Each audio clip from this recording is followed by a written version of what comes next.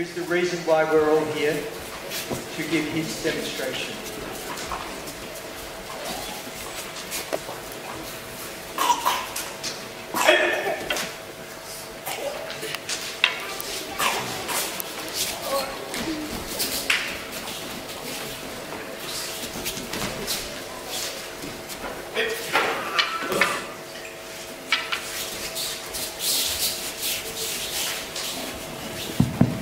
Good evening, everyone.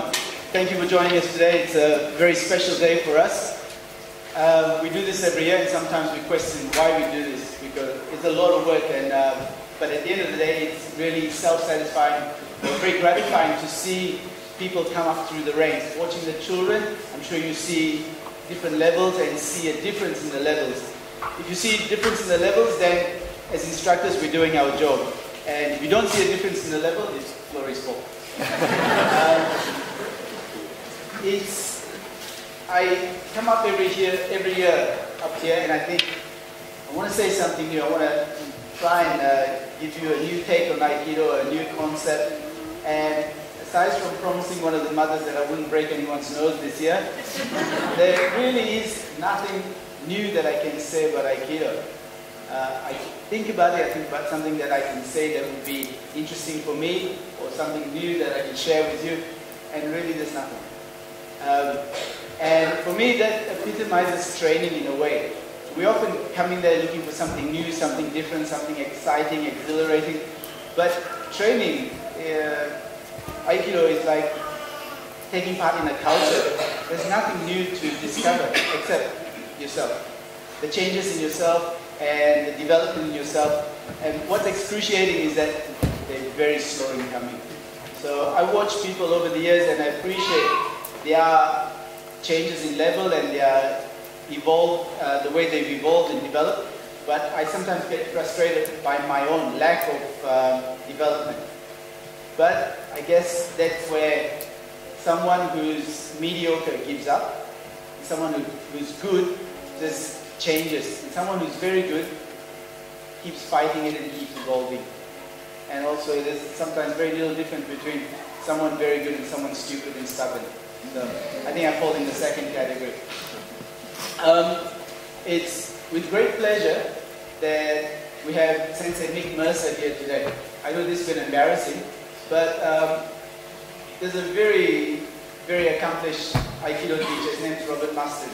And both Robert and I share the same admiration for Mick. We say if there were more Aikidos out there like Mick Mercer Sensei, this world would be a better place. Aikido would be a better place. And I aspire to be like him. I really do. And behind every obsessive martial artist, there is a patient woman, and that's Sue Mercer over there. An incredible woman.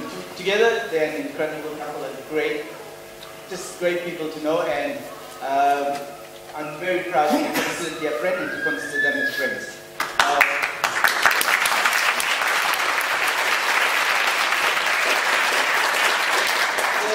The Shudokan is a culture in itself, and we do a Japanese martial art, but the Shudokan is not a Japanese culture.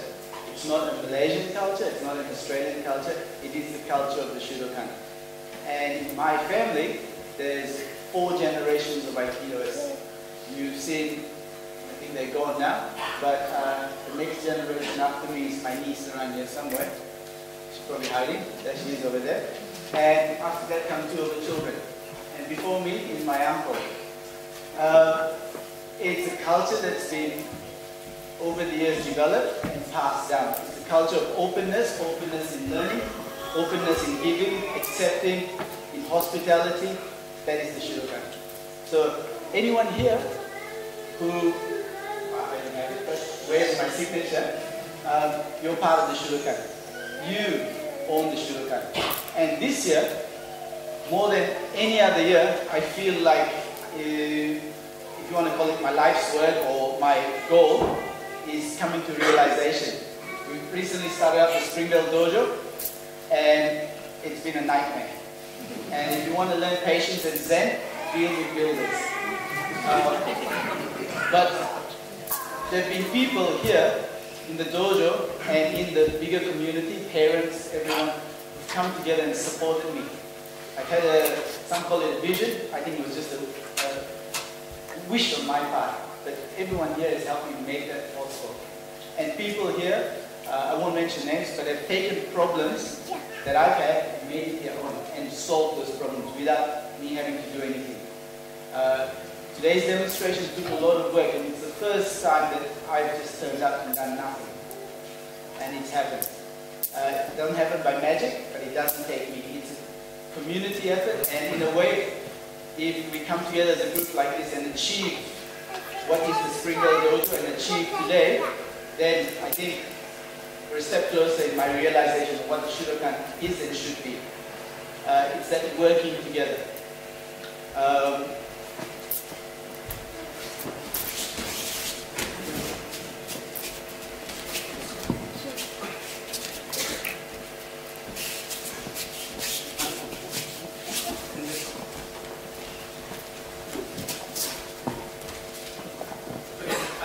Like you saw then, I tend to point and gesticulate, and I expect people to know what I mean. And really, that's the hard part about judo. You have to try and not anticipate, but try and figure out. When we use a knife, it's a symbol of power. Just like I can't stop the knife like this, neither can I stop a strong punch that comes at me like this. The idea with the knife is, if you think of it as power, then you have to get away from it. And get conscious. Weight, control.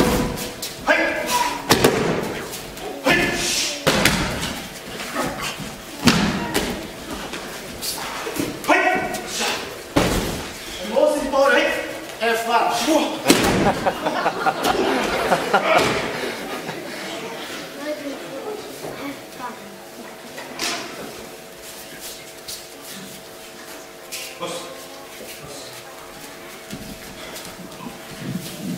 Like any culture, Sensei said that we all strive for beauty, and it's part of any culture that we strive for beauty, we strive to beautify everything we do. And in that, we can express ourselves, we can express our thoughts, our beliefs, in what we do. If you can't, you really haven't mastered what you're doing. So, with Aikido, I can move, gracefully, working hard, talk what I'm doing, do what I want to do, not hurt my partner, and then speed it up if I want.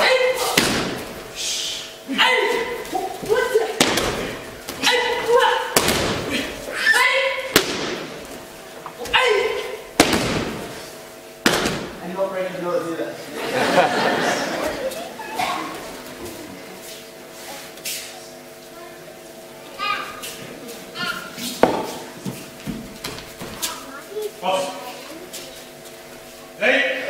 Everyone's seen me do this before, I think. This is something I should start to do. Practically speaking, all I should do is hit him in the head. But it's an example of how you break power, someone's power, by movement and technique. So he's really strong and he's hunted down here. For me to throw him is really hard. Unless I take his down as well. Take his down to lock him up. And throw. It's the same here. When he grabs, he's very strong. And it's very hard to do the technique. Unless I change the body dynamics. So he's very strong here. Just a little change and then go.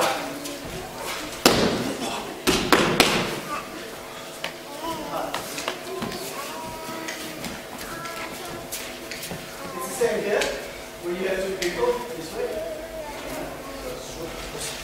If I try and fight them, here now it's very hard.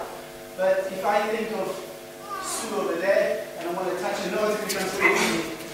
So if I can visualize what I want to do, so rather than fight them, I visualize something easy and then I move this way.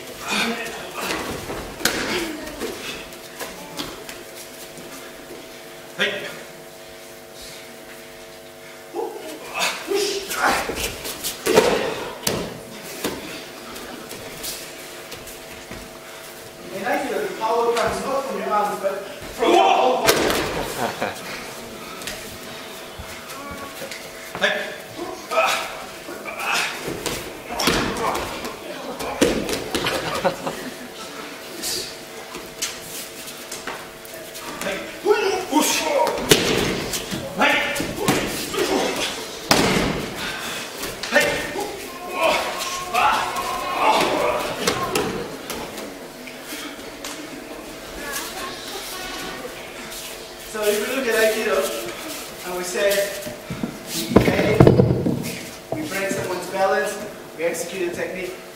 Even amongst all that, we have to maintain our posture and our sensei. So my partner is very strong like this, and he pushes. And if I do this, then I can't do any technique. But if my posture is strong, then I can hold him.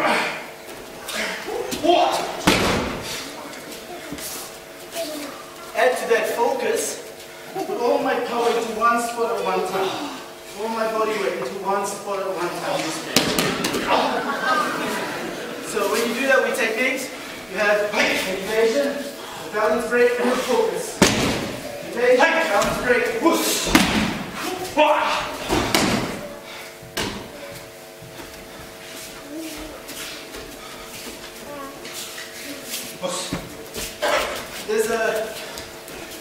The beauty about Aikido is that we're not all forced to think in the same way, or do the same techniques in the same way. After you get to a certain point, you're allowed to do what you think Aikido is. And for me, Aikido is about movement, always has been. Right when I was a kid, my uncle used to talk about the speed of Shudokan, Sensei. And that's always affected my thinking. Plus my size, I've never been able to stand up to anyone in the fight. So speed is always important. And sometimes to develop speed, we put ourselves at a disadvantage. So, sitting down, I can move slower than, I can't move as fast as her. So I have to place myself as she comes in to execute the technique. I'm already there, balance is already broken. Once I can start doing that, I can start moving.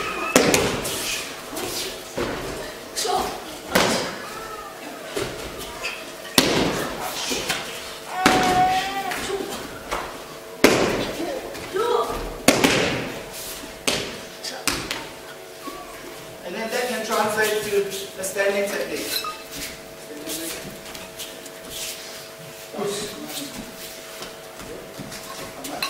When I have 3 people, the only thing I have going for me better than that is speed. If I stay still for a minute, I'm gone.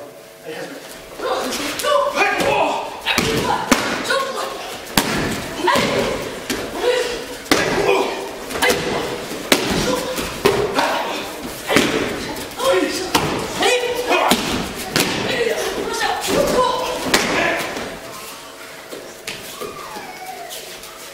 So, Aikido is about all the things put together and make something that's not aggressive or nasty, but something that I'll be proud to give my kids. Something that I'll be proud to give your kids. So it's not about fighting, it's about culture. And as Marvin said the other day in his funeral, why do you do Aikido? You do Aikido because you enjoy it. You don't do it to become fighters, whatever we train, for the sake of training.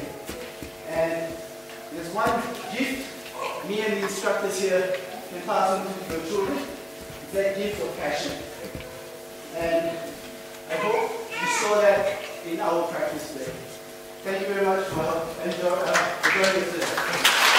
Ladies and gentlemen, Sensei Joe Thambu.